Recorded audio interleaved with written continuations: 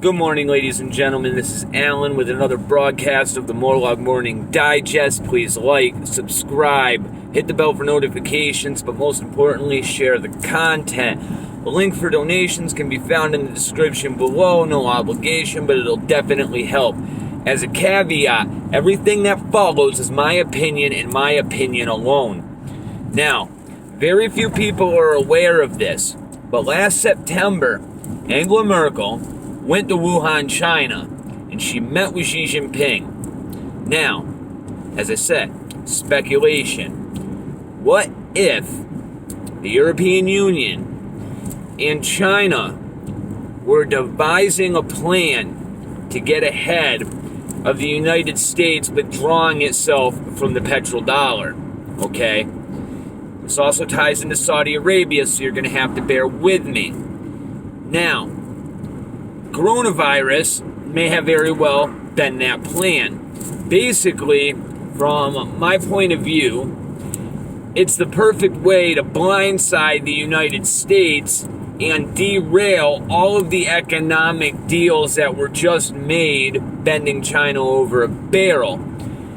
And in all honesty, with China being an authoritarian country, it wouldn't surprise me very much if they were on board for this. Now, we're also going to point to Italy and Iran.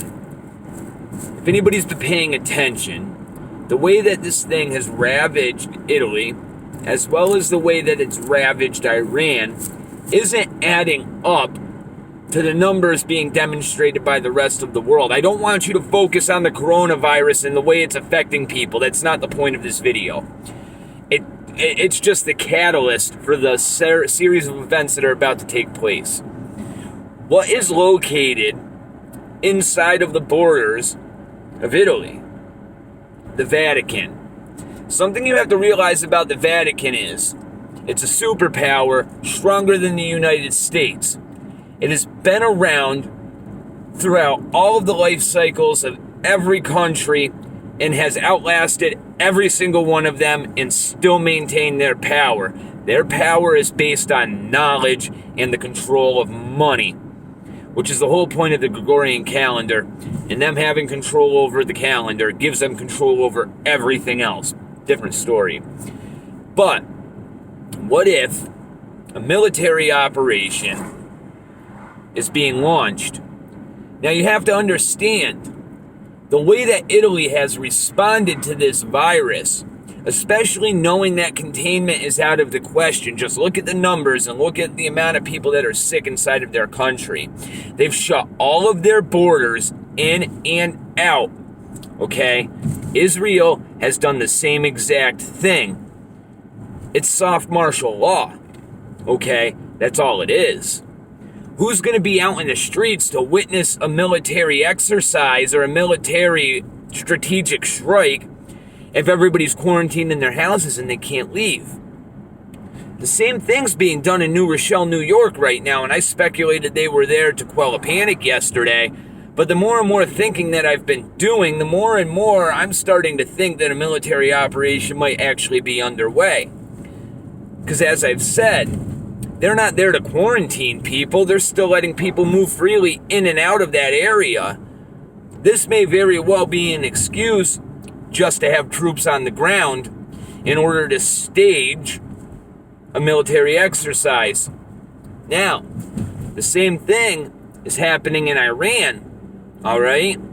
Now, Saudi Arabia, last year, 2 years ago now, more or less did the same exact thing without there being a virus. They shut down their entire country. They rounded up all of their people that were committing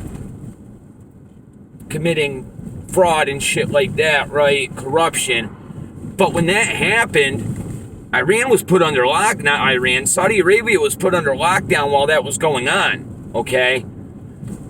So, where does this tie in to the whole economic withdrawal from the petrodollar of the United States?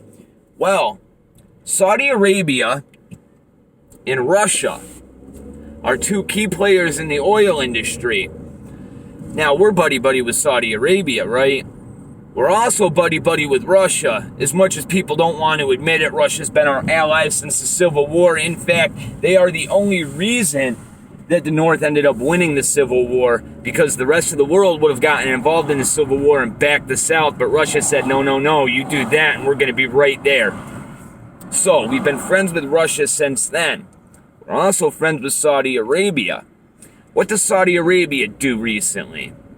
Saudi Arabia decides that they're going to go through OPEC, go to Russia, and tell Russians, hey, we're going to cap the market right here. We're going to stop producing oil and we're going to freeze prices so oil prices don't drop. And the reason that they had to do that was because there's no flights going on right now, and they wanted to limit the supply so it would create more of a demand, which would keep the price at a stable level. Russia wasn't having any of that. Russia said, fuck you, we're not doing it. So what did Saudi Arabia decide to do? Well, Saudi Arabia undercuts their oil prices by $16 a barrel to the lowest rates ever comparatively when you compare it to inflation, right? And totally throws the entire economy of everybody, because we're all based on the petrodollar all over the world. It's all a fiat system based on the price of oil. Well, if the oil prices keep dropping, which they constantly are right now, where is our financial security coming from? All right, let's look at what Donald Trump just announced was going to be happening inside of our own economic structure.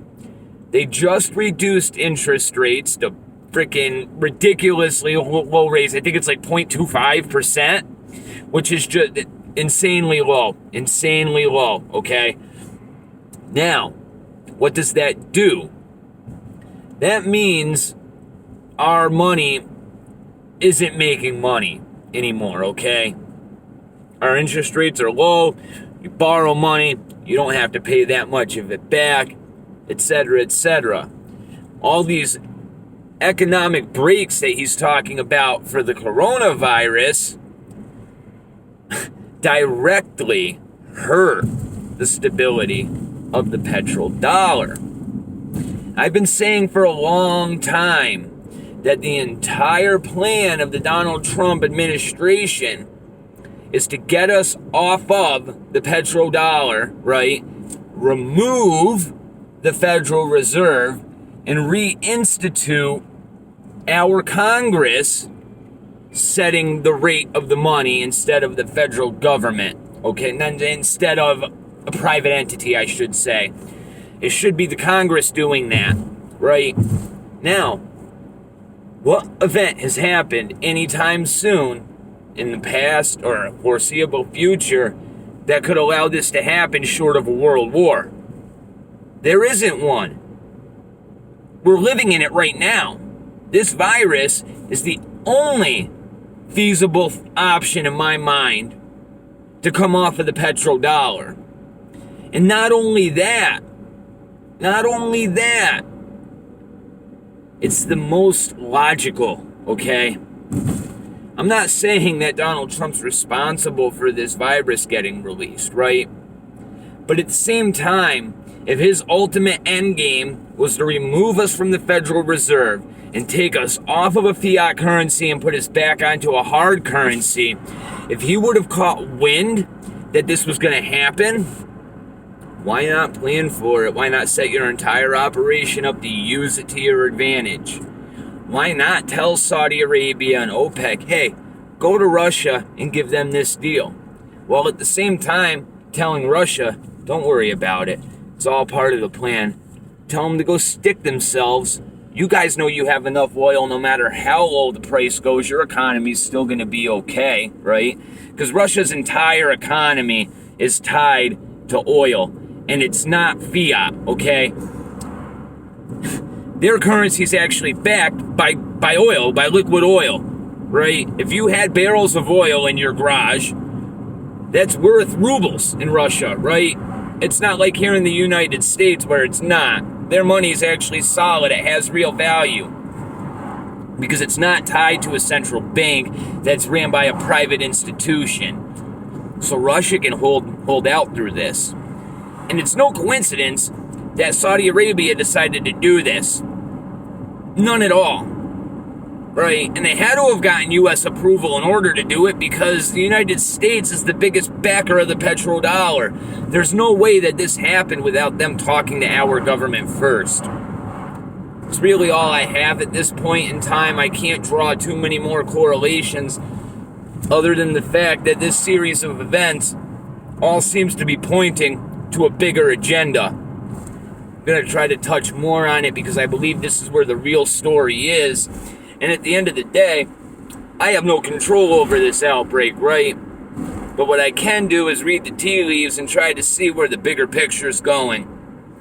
I hope this helped. Just another video for you guys. I really don't have a topic. I am working on talking about immunization as well as vaccines, but I want to make sure that I have my ducks in a row with notes for that because it's a very controversial and complicated topic to start talking about. God bless and have a great day, and I'll talk to you guys soon.